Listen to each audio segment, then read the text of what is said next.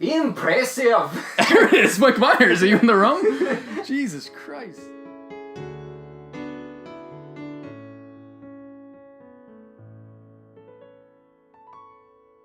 Welcome back to No, my name is the Human Spider. He got my name wrong.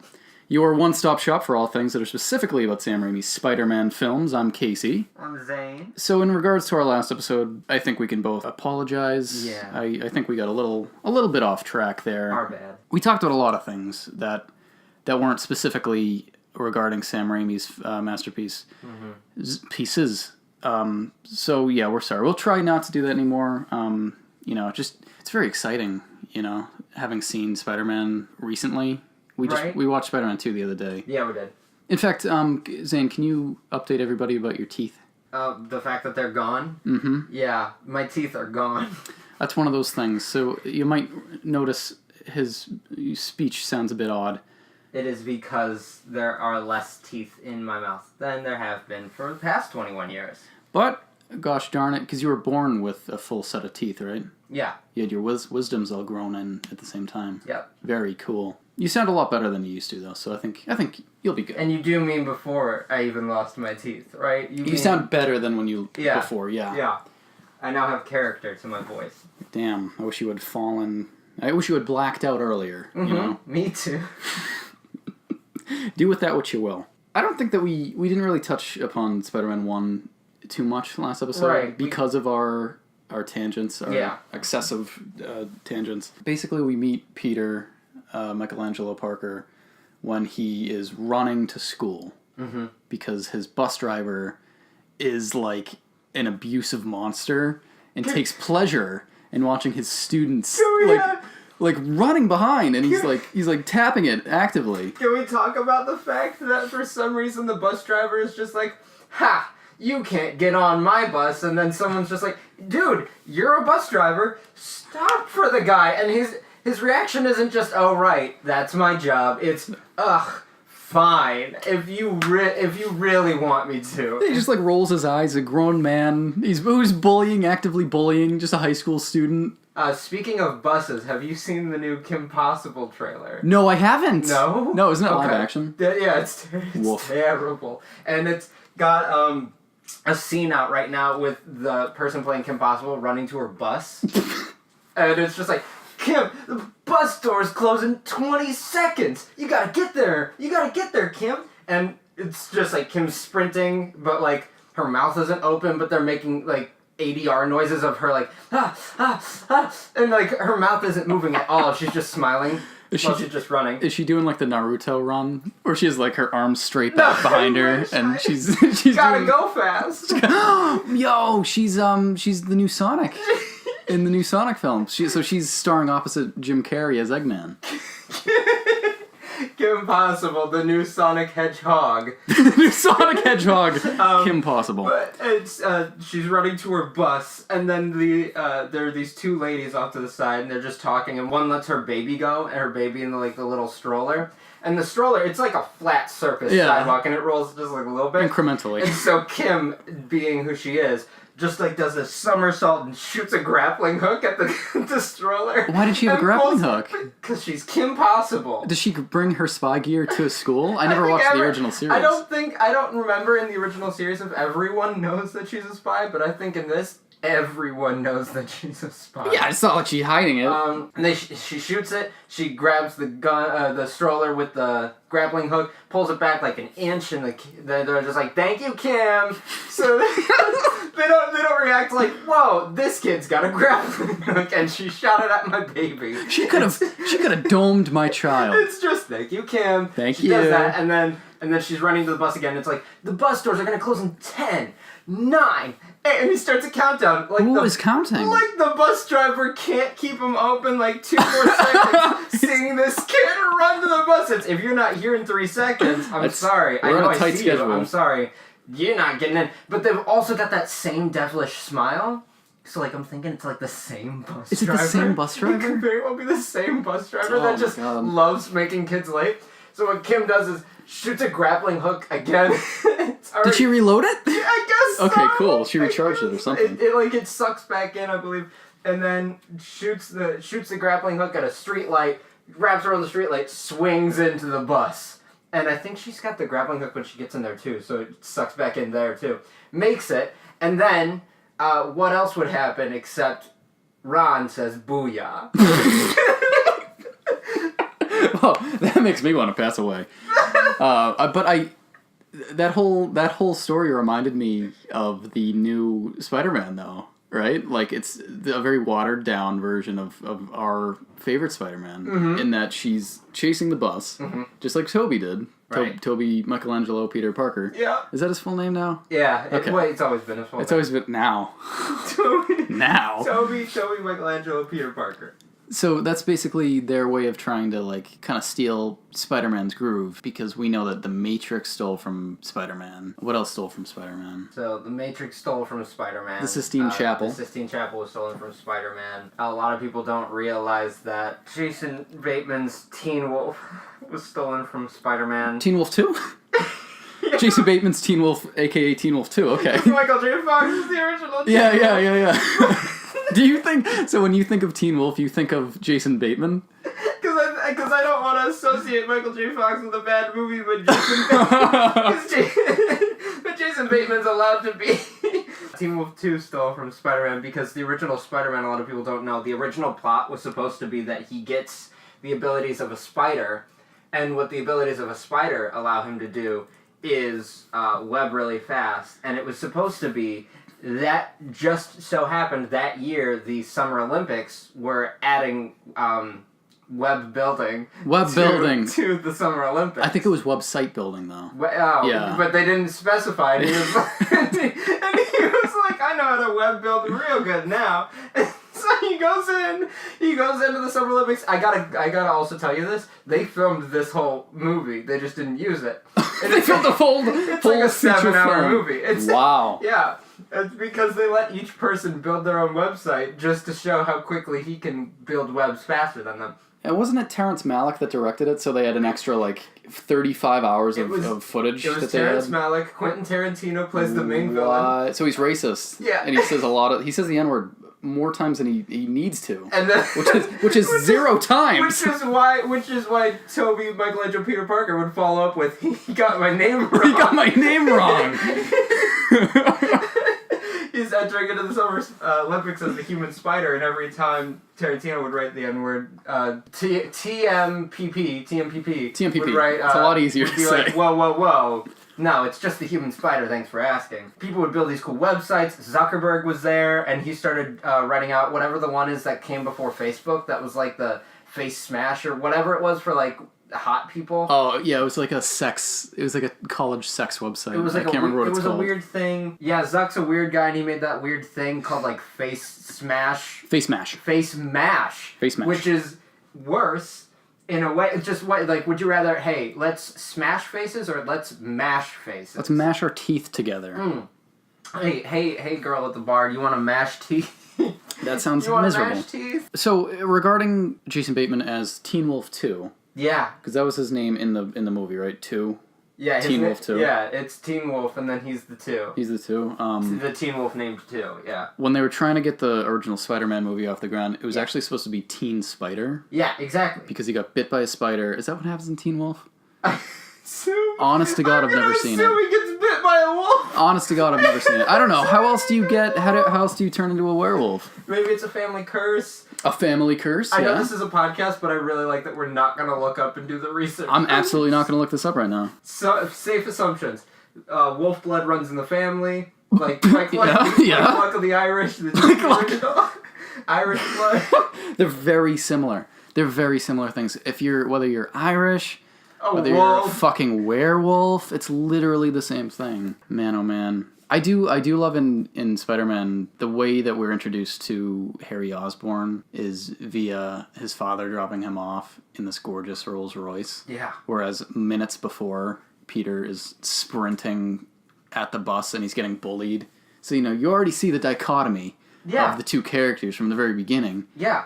and it's just great. It is wonderful, but I'm also realizing they're like good friends. Yeah, I mean, could Peter not get a ride? They are good. At the same time, though, Norman goes on to say, like, "Oh, it's good to meet you." So he's never met Peter before. Really? Yeah. So it's very weird. At this point, wait, yeah.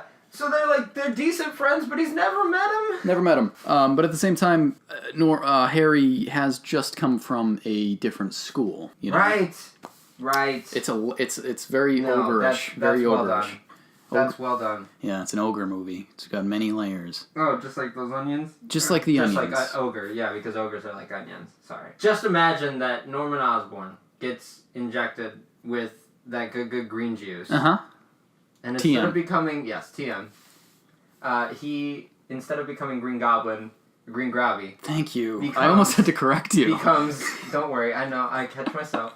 Instead, he becomes Shrek. Imagine he went green, but just gained mass. He gained mass and an interesting accent that is that I can't really place. It's kind of Scottish, but it's kind of not. Impressive! There it is, Mike Myers. Are you in the room? Jesus Christ. Terrifying. It's also kinky, though. I would also just now imagine all the scenes where, like, he's talking to himself in the mirror or around the house, and you just... Got me swamped everywhere. Who said that? Who said that? we are the same person. I don't know where to go with his voice right now. Well, it's tough because Shrek is such a sex symbol right now, and Willem Dafoe has been deflecting that for himself over the years by appearing in Antichrist fully nude. Mm-hmm. He just really wants to dispel that whole sex symbol image. There's that, and then when he cuts off his ear is Van Gogh. Van Gogh, yeah. You gotta say it like that if you're gonna have a podcast. Van Gogh. Van Gogh. You ever play Van Gogh? Were you only golf from a van? Wow, no, that sounds scary. It's hard. We would have liked to watch a Spider-Man film before each episode of the podcast. Right. But then Zane broke his whole mouth. So that kind of, it was very selfish of him, obviously. Right. So we managed to watch the first episode of Spider-Man. We watched the first episode of Sam Raimi's TV series, The Human Spider-Man. Can you imagine if he had a full... Like Ash vs. the Evil Dead. Yeah. But Spider-Man. So it's like... Ash versus J. Jonah Jameson. Not even that! Like Spider-Man with Tobey Maguire... Yeah. And, like, with, like, the same direction, the same style, for, like, a series on, like, an actual channel, that shit would have been hype. Oh, my God. Yeah. Like, Toby comes back every week, being cute. I like to imagine that... Have you ever seen The Spoils of Babylon? I have not. Okay. Tobey Maguire stars in The Spoils of Babylon. And I like to imagine that's an aftermath storyline for... Tobey Maguire's Spider-Man. When does it take place? It takes place way before Spider-Man is shot. Okay, understood. Gotcha. And Tobey Maguire essentially, marries his sister. Essentially is an interesting word there. Yeah, wants to marry his sister. The dad's forbidding it, but he's gonna do it anyway. Okay, then good he gets dad. called off to war. Which war? I think Vietnam. Okay. I don't remember. He gets caught, though. I know that. He gets caught in the jungle because he has to abandon his airplane. Oh, no. But he immediately breaks free of the jail and kills the people that are holding him hostage. Hold on. How? He just takes the gun that's in their hand. They're just holding the gun. He politely takes it and kills him. Did he use his web at all, though? He didn't use any webs? No, he's holding back, dude. Oh my God. It's like you wanted Logan. You wanted Logan for Sam Raimi's Spider-Man. Yeah. He got it. He's got to get back in the game. He's like, I haven't shot webs in 30 years. He's so grizzled. And so he's trying to just roll with it. He, kills his captors, and then he gets back to just homeland. And when he gets back, Kristen Wiig, who is his sister wife, or sister that he has had a thing with, is just like, oh, I'm so glad you're back, because now we can make out and stuff. But he comes back and he's got a new wife. And his new wife is literally a mannequin that is voiced by Charlize Theron. Wow. Cider House rules. And Gotcha. And... things are going great for him. He's just trying to get back into the scene. And out of nowhere, Kristen Wiig goes berserk, sets Tobey Maguire's wife and house on fire. What? But he's got a baby with this little... The mannequin? Is it a human or is it a mannequin? It's a mannequin. It's a mannequin baby. Okay, good. Kristen Wiig sets the house of the wife on fire and everything, and Toby's heartbroken. And so Kristen's like, no, this just means that now we can be together. And Toby's like, no, I gotta go recompose myself. Hey, Kristen Wiig, you keep my child. He says, you can keep the child. I'm gonna go. And so now Kristen Wiig is left with the mannequin baby, and Toby runs off. And that's as much as I remember very, very clearly. But I know Toby ends up doing some drugs. Pretty sure he ends up dating a marine biologist that is Jessica Alba. Okay. Okay. So he's got a good streak going. After Jessica Alba or whatever happens with that, I know Haley Joel Osment comes in. Haley Joel Osment's a bad guy. Will Ferrell comes in. Things go down. Tobey Maguire. May I stop? Yeah, May I stop? Yeah. You know why I know this has nothing to do with Spider-Man? How? Because Sam Raimi was very stringent on having power and responsibility. Right. And Mr. Maguire had a child in The Spoils of Babylon. A powerful child. A powerful child, and he gave that child away. Responsibly. Damn it, you brought it back. Okay, so never mind. My whole thing actually just fell into itself. Yes, you weren't making a very, very good point. Wow. That sucks. I'm not very strong, it turns out. And I guess that's what happens. It's so interesting. So what we have now in the timeline of Spider-Man officially is the Cider House Rules, which takes place, I believe, in the 50s. Okay. So Toby goes to this like farmhouse or something, and he has a lot of intercourse with Charlize Theron, who is married to Paul Rudd, everyone's favorite Ant-Man. Ant-Man. Oh man, we never even covered this. So we should tell everybody real quick about the fact that Aunt May people don't realize that Aunt May is in the Avengers. It's very interesting. Aunt May is legally in the Avengers because all right, here we go. So Aunt May it sounds very similar to Ant-Man. Yeah, and it's because of the fact that when people were asking her who she was, when she was around, she would say Aunt May, because that's who she is. But when super villains would come around to sound more threatening, she would say Aunt Man. Ant-Man. Ant-Man. And so, didn't she mumble that before Doc Ock grabbed her in the bank? Ant-Man! Ant-Man! He asked her, he was like, oh man, what's your name? Ant-Man. Well, he grabbed her anyway. Because he didn't know what he was dealing with. And so the fact that she now sometimes replaces the concept of Paul Rudd within the cinematic universe as Ant-Man, and you have to mumble it because Ant-Man. Yeah. That's known as Paul Rudd, but Ant-Man. I hate that second vowel in Ant-Man. It sucks. So I always put in a what the heck's the word? A little thing. An inverted comma if I was in the UK. An apostrophe. There it is. Woof! Brain blast. I always put an apostrophe in the second A in Ant-Man. So now it's Ant-Man. All right. Anyway, so back to Cider House Rules. Right. So Ant-Man is in Cider House Rules with Toby, obviously because Tobey Maguire is the best Spider-Man in the best Marvel series. He bangs Ant-Man's wife. Forgive me. He totally cucks Ant-Man in the Cider House Rules. Yeah. And then fast forward a few years, we're in the midst of Vietnam in the spoils of Babylon. Right. Mr. Maguire comes back home after just wrecking fools out in the jungles. And he brings home a mannequin voiced by... Ant-Mannequin? No. Ant-Man's cuckold wife, Charlize Theron. So now we got... Man, that's a sweet continuum there. Yeah. And then fast forward, I don't know, 30-ish years, and Peter's back in high school, and he's just hanging out. Over. The thing people need to know is not really a spoiler because it happens at the very, very, very, very beginning of Spoils of Babylon. Tobey Maguire's character has been shot in the stomach. And so he speeds off to a radio station where he then starts recording and is telling his life story before he bleeds out and dies. Oh my god. However, the thing that they don't cover at the end of that is, because he's Spider-Man, the injury webs itself up, and then he, and then it does the whole like Fountain of Youth thing to his body.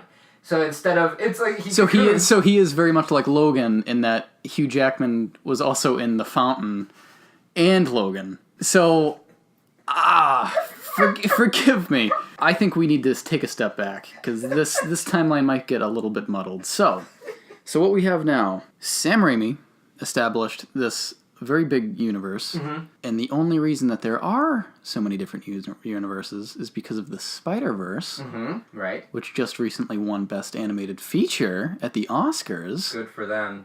Good homage to Tobin. And you know what? The only reason I like that film? Tell me it. Not because of the art style, right? Not because of the great story and characters. Yeah.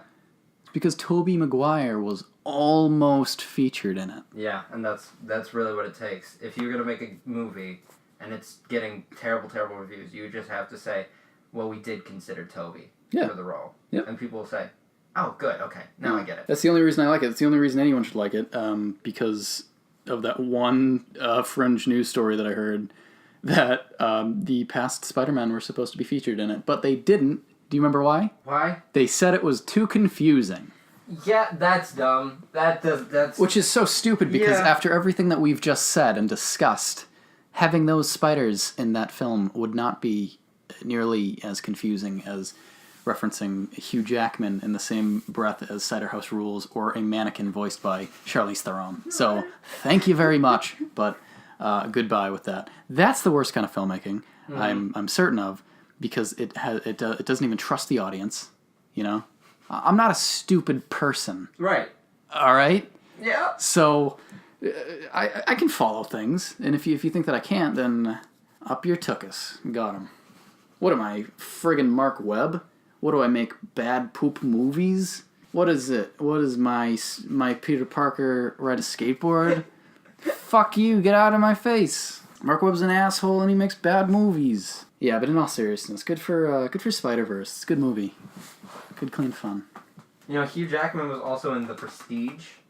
Oh, with David Bowie? In this movie, essentially, Hugh Jackman and Christian Bale's characters discover cloning. Yes. Okay, I was going to look up and make a connection between Hugh Jackman and Tobey Maguire and how they're within the same universe so that Tobey could also access the cloning. Very important article I just found is that Hugh Jackman revealed that he, as Wolverine, almost appeared in 2002's Spider-Man. What? That would have been so sick. Oh my god. Yeah, according to Hugh Jackman, there was a plan to bring Wolverine into the movie. I feel like I've heard that.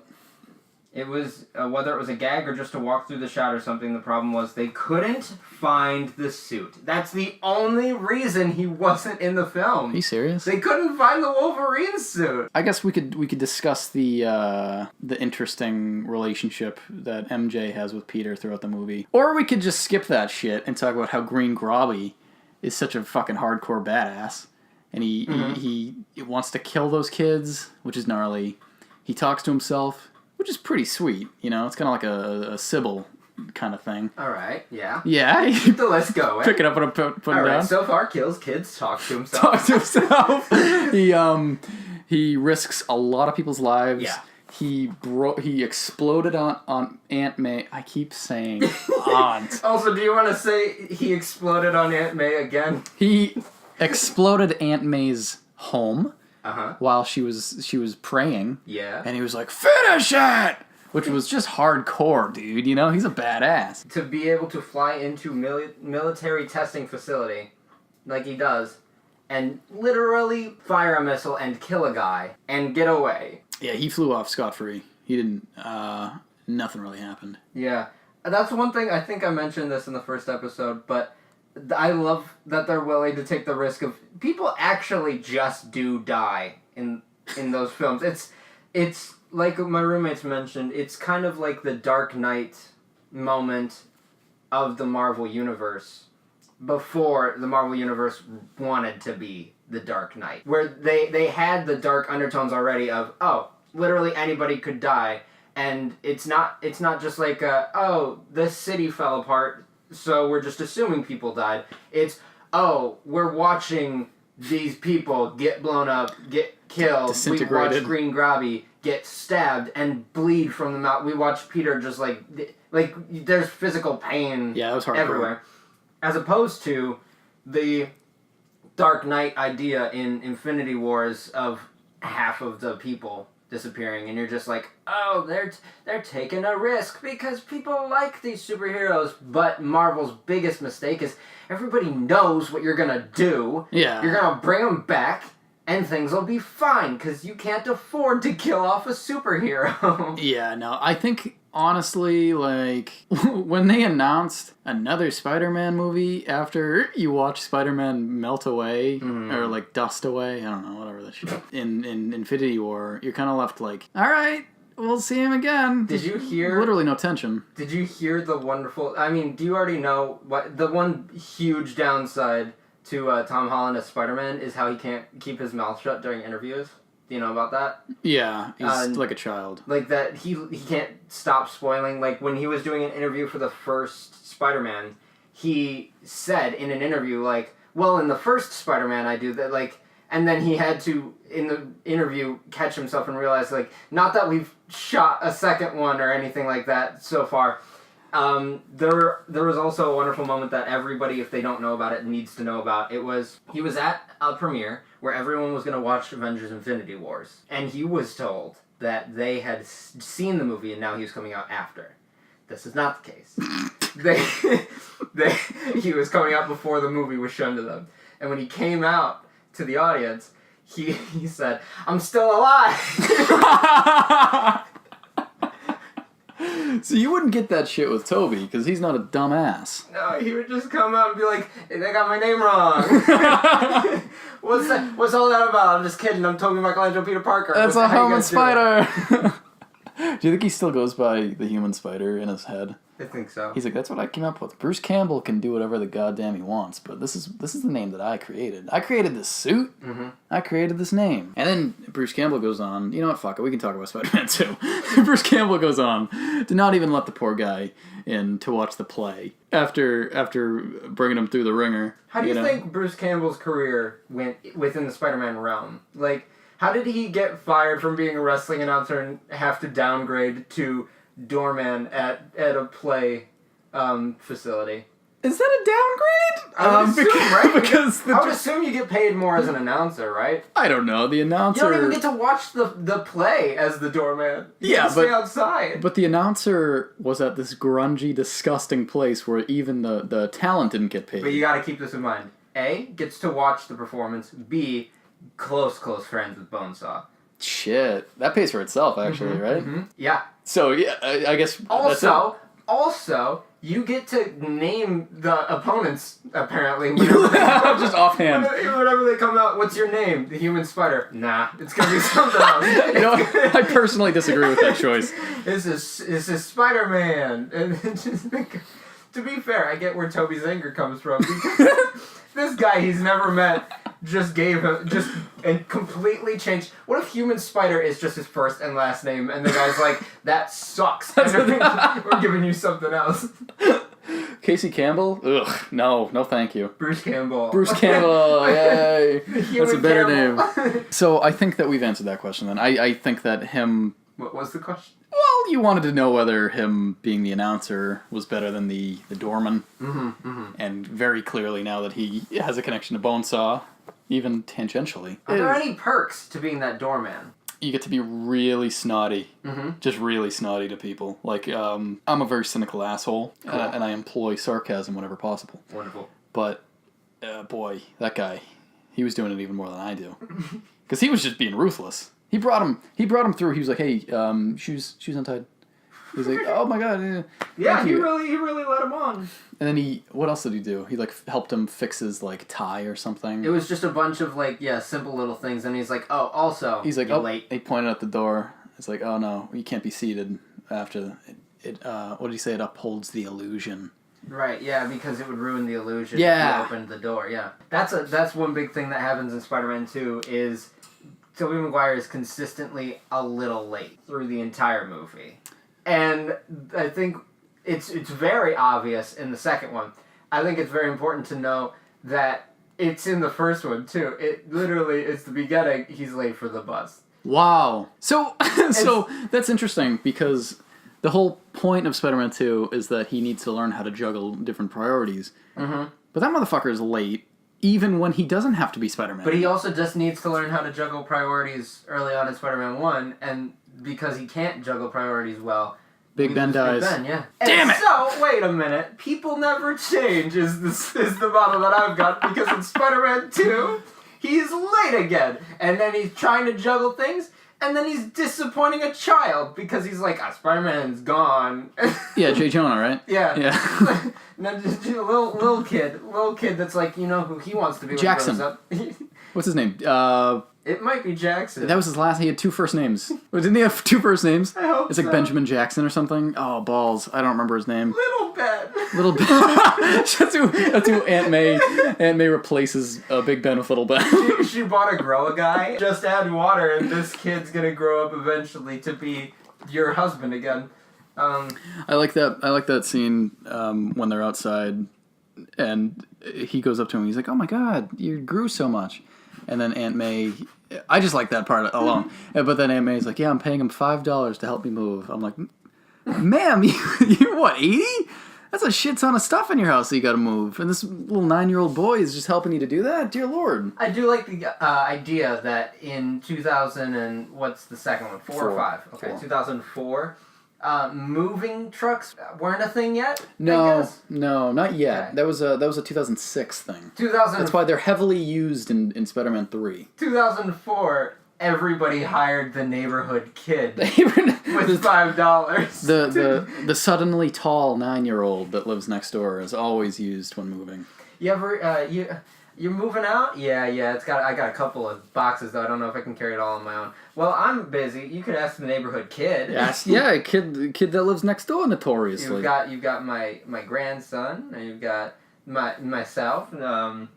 We can't help though. You could ask the kid. You could probably pay him $5 to move my whole house. $5 and it's done. Yeah. Do you think when Peter was a younger kid that he was a helper? That he moved boxes? Or do you think that was not a thing when he was a kid? He had to have been. Yeah? He was an orphan. What else is he going to do? Do you Enjoy think time that with his parents? He helped Big Ben and Ant-Man move into their into their place, and he was just like, "Oh my God, this couch is so heavy, and I can't believe I'm carrying it all by myself."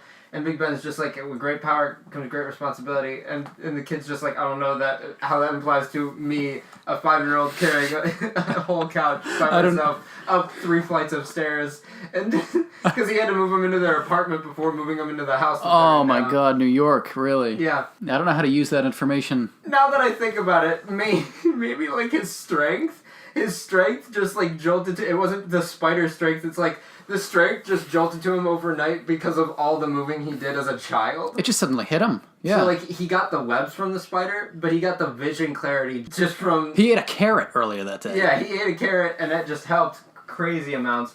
And then he also just got the strength from helping his aunt and uncle move into their apartment. So what would you say Willem Dafoe got his strength from then? We're taking away all the supernatural elements of Spider-Man for a minute. Hypothetically, of course. So Spider-Man, well now he's just Pete. Yes. Little Petey. Right. He's been carrying couches up the flights of his aunt's house for years now, apparently. Yeah. For no reason. She's just every day she's like, all right, upstairs, all right, now down, up. It's a daily exercise. Yeah, he has no damn clue why. He's kind of programmed at this point. And what does Norman do then? Because he's rich, so he doesn't really have a reason to be doing that kind of stuff. Does he just have to stay ripped to be a cool dude? He doesn't have a wife playing the field? We're not gonna say steroids. Okay. All right, we're not going to, because he's respectable, and he's not a cheater, and he likes having full-size testicles. I'm gonna let you know right now. So it is steroids, but we're gonna not say it's steroids. Like that's how steroids usage works. is you deny it, and then like when you take the drug test and it comes back, you just say you were taking like a medication that has whatever in it that could test positive for steroids. This is how football players get away with it all the time. It's just like, oh no, I was just taking like a medication that I need to for my back or something, and there's something in it that apparently counts like as in the tests. I fell onto that syringe and I plunged it. I was at the Jersey Shore the other day, and wouldn't you know what? I stepped on one of them syringes, and that was just my bad. Man, what a believable thing. Now I have the strongest foot in the world. to step on a syringe in the Jersey Shore. Wow. It's the Green Goblin, but only his foot is the Green Goblin. Oh my god. So it's like the Hulk's foot. But on little Willem Dafoe's body. Imagine any superhero you want right now, but all of the superhero is just in their foot. I'm going to obviously be thinking of Spider-Man because he's the only one. Okay. But I don't know if you have... you have webs, and you shoot him... He just has little spider legs that come out of the sides of his feet. It's like the Thing. It's like the head in the Thing with the gross spider legs, and it like crawls around. It's really nasty. But it's on Tobey Maguire's little foot. If you take like the Hulk, he's just got a giant foot. If you take a giant green foot. Green Grobby, he's got just this super strong foot. Doc Ock, do you get the tentacle or do you just get the human foot? Hold on. Back to Grobby. Does Grobby's foot have multiple personalities? Yes. And how does it distinguish them? Sometimes it switches whether it's a left or a right foot. Very interesting. Very interesting. I would love to see that. You can just see everything just flip back and forth. Oh, my big toe is now on the inside. Ouch. So you can tell, like, if both of his feet are right feet, you know that he's Green Grobby. Yeah, he keeps stumbling. If they're normal, that's when you know he's Norman. Normal Norman! Oh my goodness. The difference between normal Norman and Green Grobby. It's the feet. It's just one foot. It's all in the feet. That's so fun. If they're like, hey, do you want to go dancing tonight? He says, I can't. I got 2 left feet. You know he's not normal Norman. Run. You know, Run. Yeah. Does it switch feet? Like, can it at one point be in the right and another point be in the left? It's just gonna be if they're the same facing foot. Okay. So you could have 2 right feet, 2 left feet, but. And then Doc Ock, he's got a mechanized little, I don't know, arms? Is it just like calamari size? Kind of. Yeah, I got little dudes. Little dudes, just, yeah. Things that help him put on socks and shoes and tie shoelaces, and that's really good. It's like the thing in SpongeBob when he was learning. I thought you were just gonna say it's the thing. It's like the thing when the dog opened up and there was a lot of tendrils coming out of its stomach. Yeah. Actually, us talking about Doc Ock right now just made me remember that absolutely fantastic sequence in Spider-Man 2 where the doctors are trying to take off his robotic arms, and it's shot like a horror movie. Yeah. So that was, honest to God, just so fantastic. Like, it really reminded me with all like the POV shots, with all the screeching and screaming. Like, it was terrifying. It reminded me of The Evil Dead. It was awesome. It was awesome, but it was terrifying at the same time, but in a wonderful way. Now that I think about it as a kid, I'm wondering if I was horrified or fascinated with it. I honestly was probably terrified, and I was like, oh, this is a genuine... I think when I watched it, I was actually terrified of Spider-Man's villains, and I was just like, oh god, this superhero is really putting his life on the line. That's another thing. I felt more connected to Tobey Maguire as a human, like, just being like, oh, this human being that's got some abilities is really putting his life on the line to stop Green Goblin. And because like every time they have a building fight where they're high up on a building, I'm thinking he could just fall. Yeah. And then he would die if he doesn't catch himself. So I'm actually terrified about that. Whereas if someone like Captain America falls, he just like leaves a crater on the ground. He's fine. I know, right? He lands on his shield, his metal shield. Okay, great. But like in Spider-Man: Homecoming with the Tom Holland, I don't feel threatened I'm supposed to feel threatened because he's like a younger kid. Yeah. But I don't feel threatened because they decided to do this thing where instead of focusing on him as a person, and I know people say, what are you talking about? They put him in high school, they gave him that really, really awful sidekick Hawaiian kid, and then they gave him just high school problems. Oh, now I'm so connected to him because I'm thinking about high school. Great. Yeah. No, I'm not connected to him. But they focus too much on all the abilities of the suit that I was just thinking, oh, so if anything happens to the kid, the suit's gonna fix it, or Tony Stark's gonna fix it, because he's got Tony Stark as a mentor as opposed to his uncle. That's the thing, like, replacing Big Ben with Tony Stark was really stupid, because it lowers the stakes even more for the character, because you care more for Peter because he has that emotional connection. You understand why I'm obviously speaking of the Raimi films right now. Mm-hmm. He's an emotional connection because he literally was the reason, partially, why Big Ben died. So he has his responsibility, and now he understands what can go wrong if he doesn't use it correctly. And that is just lost in every other iteration because of how friggin' boring and sloppy they all are, and they're so visionless. Yeah. I hate them to death, and I want them to die, especially Mark Webb. Fuck you!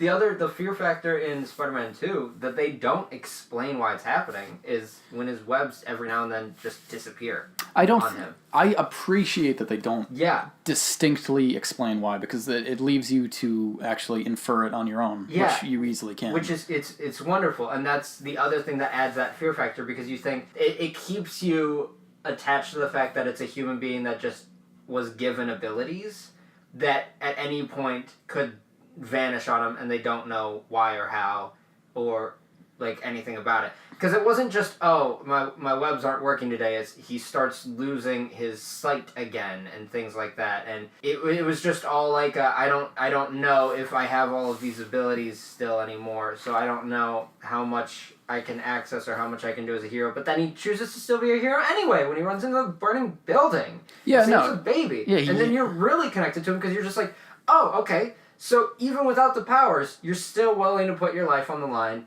to be a good guy. As opposed to Tom Holland, where you're just like, if something's broken, anything will be repaired for you. Yeah, and Toby is much better because I feel like he conveys the fear of possibly losing his life much more than anyone that's really portrayed Spider-Man, because whether at the end of the first film where he's getting the shit beat out of him and he's bloody, his suit's lacerated, rips his mask off, his face is all mangled. You actually, you understand there are stakes, and his face looks like one, Yeah. A bloody, mangled steak. Yeah. And you just got that now, okay, good. But, honestly, it's so much more interesting to... here we go. Tangent time, good. Believe it or not. Good. So, it's like in Transformers. Great. And this is a very weird tangent here. I'm hooked. So, when I was younger, I used to be like, oh my god, I wish those films focused more on the robots and less on the people, because the people are boring. Right. But then, as I grew up and I realized the films are worse for many more reasons than just that central conflict. Yeah. You don't really care for the robots if you don't care for the people. So you don't care for Peter Parker, or you don't care for Spider-Man if you don't care for Peter Parker first. Right. And that's what they nailed in Spider-Man 2. Because most of the movie is him just being a normal dude, walking around, being late, having normal dude problems, eating cake with that blonde woman who lives in his apartment. Yeah. Who was funny and goofy, and she was very helpful. It's weird how fantastic the second one was, even though for maybe half of the film he wasn't Spider-Man. They genuinely kept you connected in a Spider-Man film without having to throw Spider-Man in your face consistently. Yeah, can we talk about how brave that was too? Yeah. Usually sequels are bigger and more of this in your face. More intense villainy, and it was just like, oh, he as a photographer wants to have an interview with this guy that's working on this project, and then that goes wrong. And then Peter tries to, instead of focus on that, connect with the people in his life instead of, trying to flip-flop back and forth. He's just like, you know what, I care about you more than I care about being known as a superhero. But even without my abilities, I know that I can still be a helpful person. And then, at the end, when he's just like, yeah, now you know why we can't be together... and she's just like, no, I don't give a shit about those rules. Just do whatever. Because you know what? I've been in trouble twice already. Yeah, she really has. So, you might as well get to kiss me during it. So that's so true. It's all about the kisses. You might as well get to mash my face during it. Is that a face mash? Face mash? That's a face mash. That's a face mash. Oh, some good face mashes in Spider-Man, especially in Spider-Man 2, where MJ goes to J. Jonah Jameson's son as he's sitting in the couch. Yeah, she's like, I gotta test something on Face Mash. Mm-hmm. And then he's just laying there, and she goes in and she does the like upside down kiss, and she's like, and then something's wrong. Also, doesn't he say like, well, now I'm back on the moon, and then he asks, are you with me? Like after the kiss, he's just like, well, now I'm back on the moon or something like that. Like oh, it's such a wonderful kiss, and he's like, are you with me? Like, are you feeling the same thing? And she doesn't say anything. Yeah, she doesn't really answer him. Oh, poor guy. That's the cool thing too, because Jameson, the kid, who was her fiance at some point, he was literally an astronaut. Mm-hmm. But she's like, no thanks. I'm gonna go with this photographer who's severely in debt and barely has a job, named Michelangelo Peter Parker. Toby Michelangelo Peter Parker. Good shit. Good clean shit. Welp, we did it again. We got a little bit off track. Nuts. We did it again. Nuts. We talked about Kim Possible far more than I thought we would. Sorry. Again, that's our bad. We talked about Kim Possible for probably half of it, which was not a by choice, really. It just came out, and it just needed to be said. It's interesting listening, I'm sure, because half of the party here has not ever seen an episode of Kim Possible, so that must have been riveting. Mm-hmm. Yeah. And I, as a kid, remember the Kim Possible parts of Kim Possible, where she is Kim Possible. I don't remember the school stuff, so I didn't actually know. I don't remember off the top of my head if people in school know that she's an agent. I don't think they do. I think Ron is the only person, but you know what? I'm not going to fact check it. Is it ironic right now that we're delving back into Kim Possible as we're explaining? You know what? You're right. I'm going to shut up. Thank you so much for listening. Obviously, sharing a podcast is the only way that it really gets out there. So if you like anything that we're doing, share away, because it means the world to us to know that for some reason our rant is comedic or interesting or entertaining enough that you guys like to listen to it weekly. That means the world. We're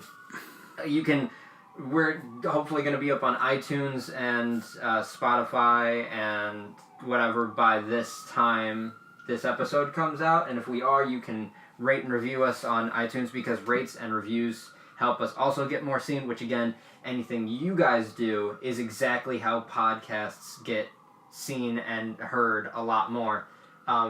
Because fans is what a podcast relies on. So thank you so much for anybody that's listening out there. Yeah, if you have anything that you want to like ask us or offer in terms of topics for us to talk about to get us back on track, please do. Raimi Time Podcast at gmail.com. So Raimi Time Podcast at gmail.com. Obviously, email is probably the quickest, easiest way for us to see it. But if you want to do it through social media too, you can follow us or say something to us on Twitter at Raimi Time. We don't have an Instagram. Do we have a Facebook? Yeah, Facebook's Raimi Time Podcast. Okay. So most things are Raimi Time Podcast. Twitter is Raimi Time. Everything is much appreciated. Thank you so much for listening. I'm very hungry, so I think we should just go. Yeah, I gotta go. Bye.